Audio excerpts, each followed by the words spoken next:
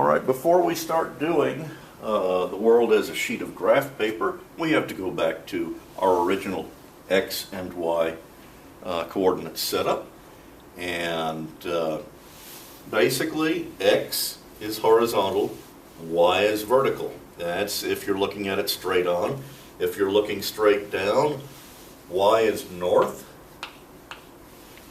x is east.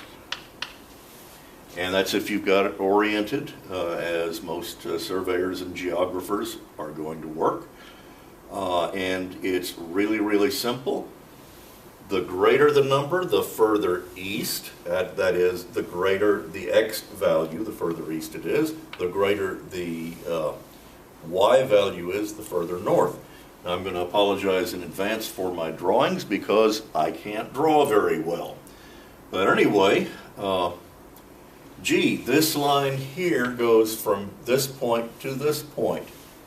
And since we're in quadrant 1, we don't have any negative numbers. Surveyors hate negative numbers. They just make calculations unwieldy. So as a surveyor, you always stay in quadrant 1 if you can possibly manage it.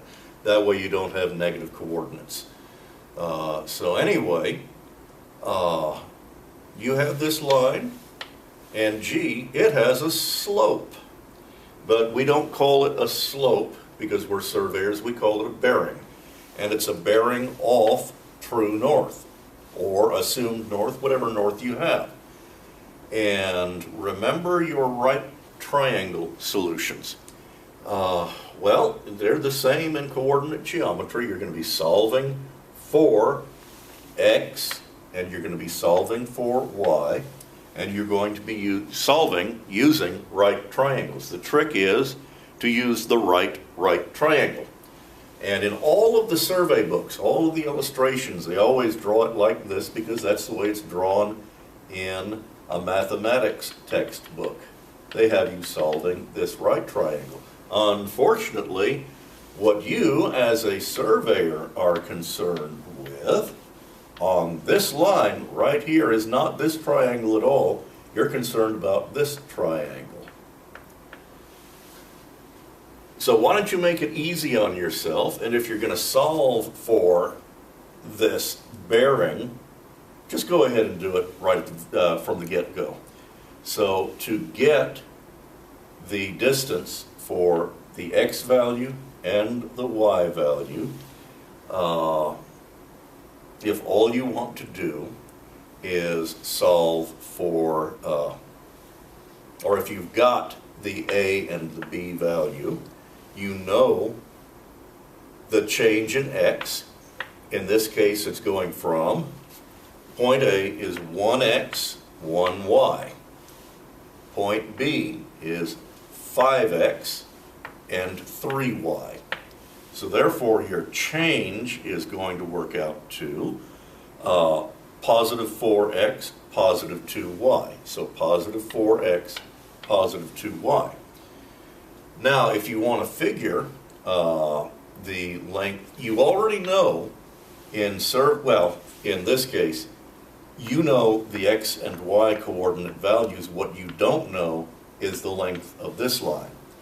So what we're going to do is use sine, cosine, and tangent formula for everything that we do in coordinate geometry.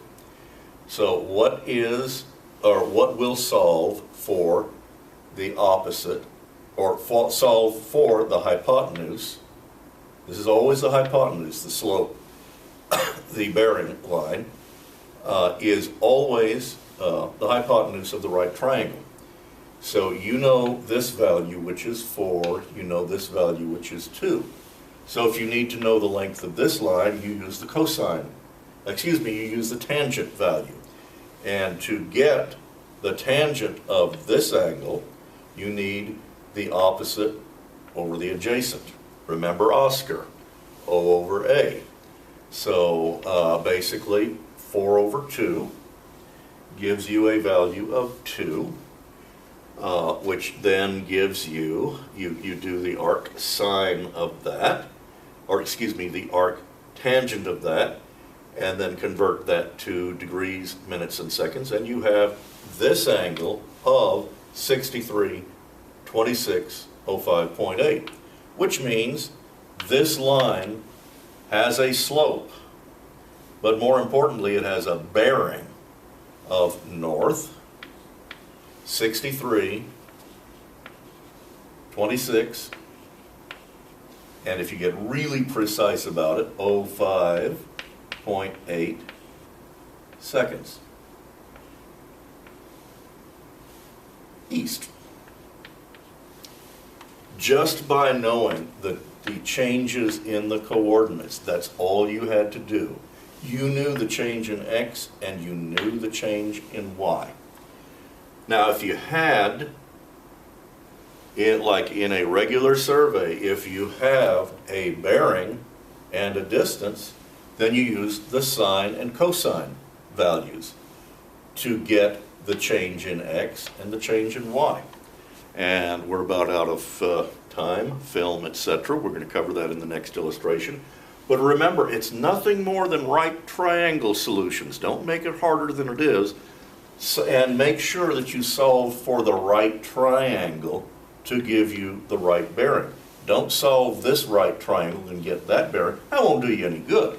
You need this angle here.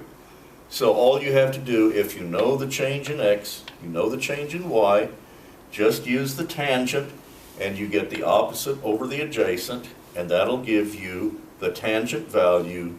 Change that to the, with the arc tangent, get that in decimal, change that to degrees, minutes, and seconds. You know it's northeast because you can see it in front of you. Therefore, the bearing is north 632605.8 east. And it works that way every time. Don't try and make it any more complicated than it has to be. It's fairly simple.